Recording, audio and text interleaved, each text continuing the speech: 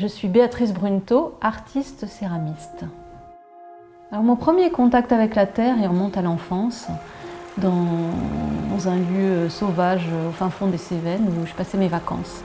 Ma passion pour la céramique, elle reste indissociable de celle que j'ai pour les immersions en pleine nature.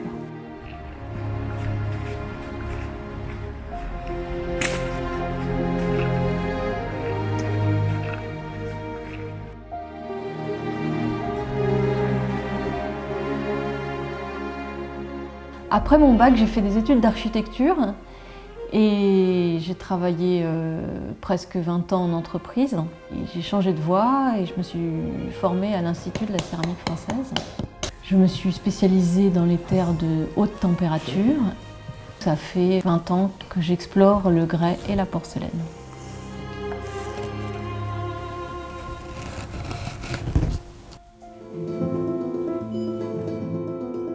La terre, c'est une matière vivante et sensuelle qui nous transmet de l'énergie et qui nous transporte ailleurs quand on la touche, quand on la malaxe. Et elle nous ancre dans la terre-mère, elle nous ancre dans l'univers.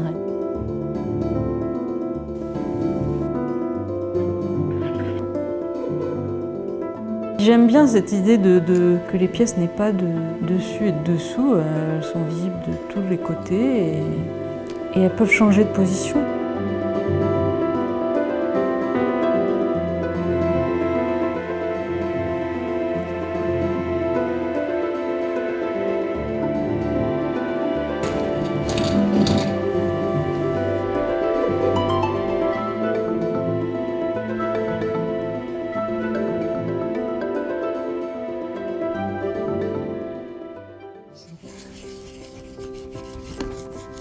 Quand je façonne la terre avec mes mains, je m'évade sur les chemins des Alpes, des Cévennes, ou d'Islande, ou même du Sahara.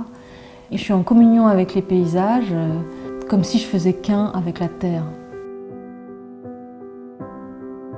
Toutes ces traces laissées par le temps, j'essaye d'en restituer la beauté et le mystère, et de donner à voir ce que j'ai ressenti dans ces moments-là.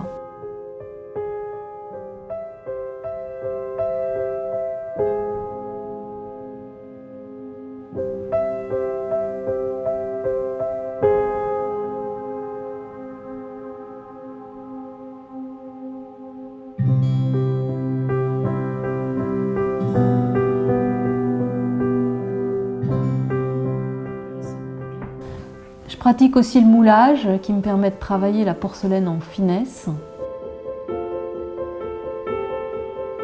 J'aime ce travail de précision et de délicatesse qui demande beaucoup de concentration. C'est une autre forme de méditation.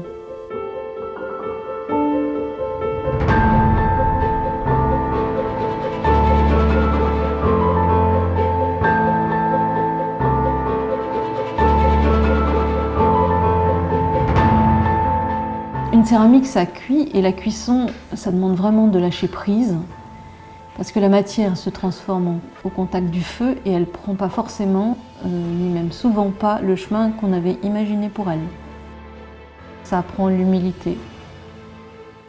Ou au contraire, c'est la magie du feu et alors là, c'est le bonheur.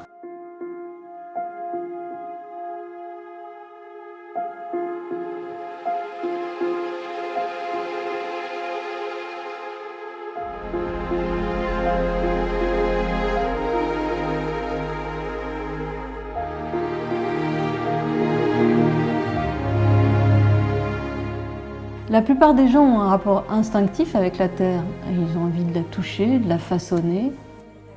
La transmission, je la vois plutôt comme un appui technique pour que chacun trouve ses propres gestes, sa propre expression avec cette matière qui ouvre tellement de possibilités.